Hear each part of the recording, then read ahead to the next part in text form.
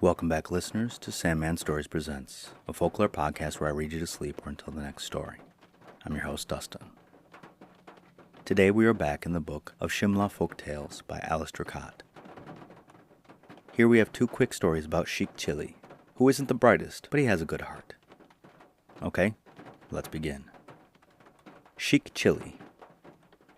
The hero of this story was one day walking along with a vessel of oil upon his head. As he walked, he kept thinking of the future. I will sell the oil, and with the money I shall buy a goat. And then I shall sell the kids. And then I shall buy a cow, and sell the milk, till I get a large sum of money. Then I shall buy a pair of buffaloes and a field, and plow the field, and gain more money, and build myself a house, and marry a wife, and have many sons and daughters. And when my wife comes to call me to dinner, I'll say, "Dur, away! I'll come when I think fit." And with that, he held up his head suddenly, and away fell the chatty with the oil, and all was spilt.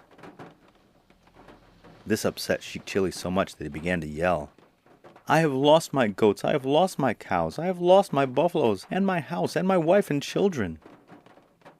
That such a dire calamity should befall a man caused great pity. So the bystanders took Sheik Chilli to the Raja, who asked him how it had all happened. When he heard the story, he laughed and said, "This boy has a good heart. Let him be given a reward to compensate him for the loss of his oil." The end.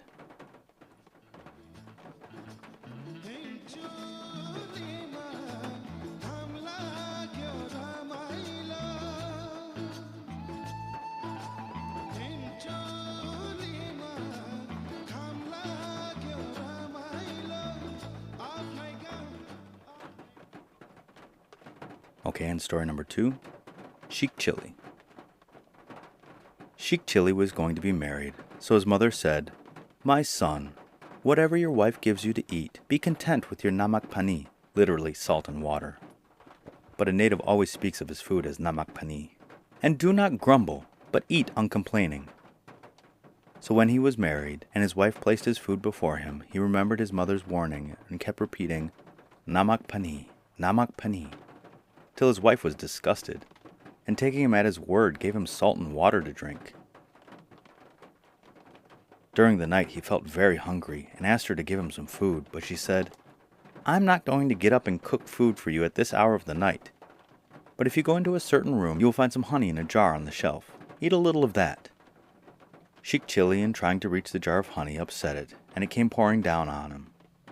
While he kept calling out, "Stop, stop, I've had enough," till at last, surfeited with honey and smeared with it from head to foot, he returned to his wife and told her what had happened.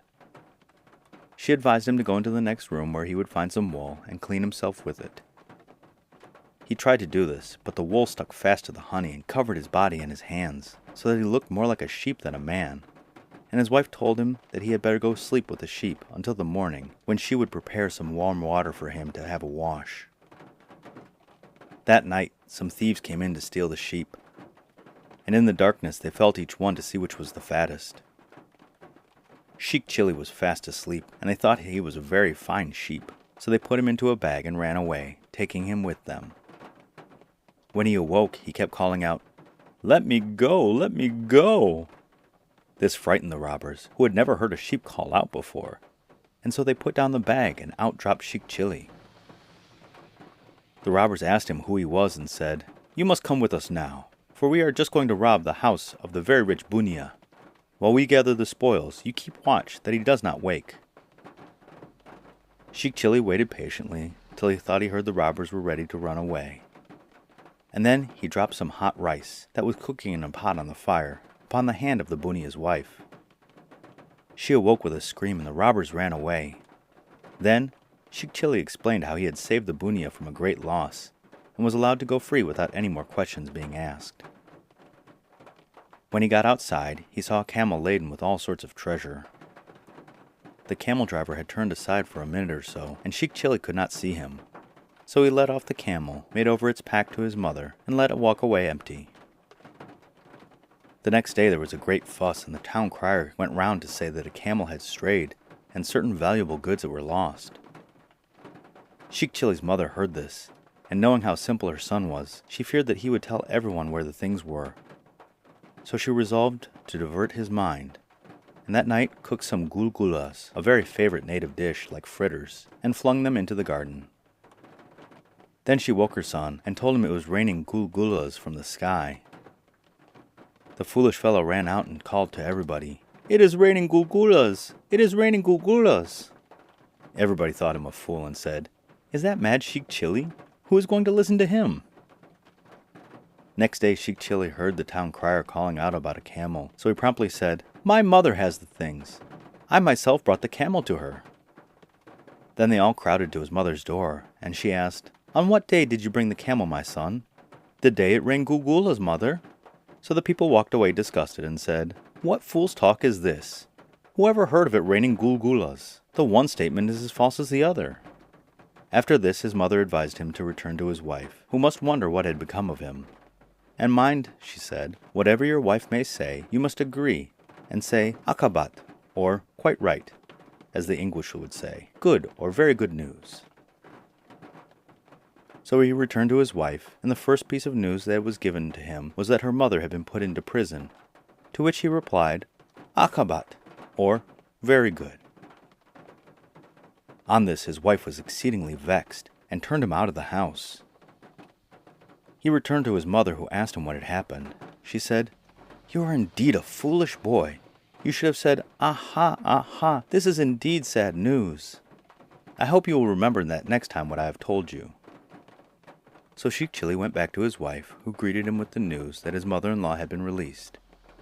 "Aha," said Sheik Chilli, "this is indeed sad news." The mother-in-law, who overheard him, said, "I have had enough of you. Take your wife and go and live in your own mother's house." So she turned him out. The end.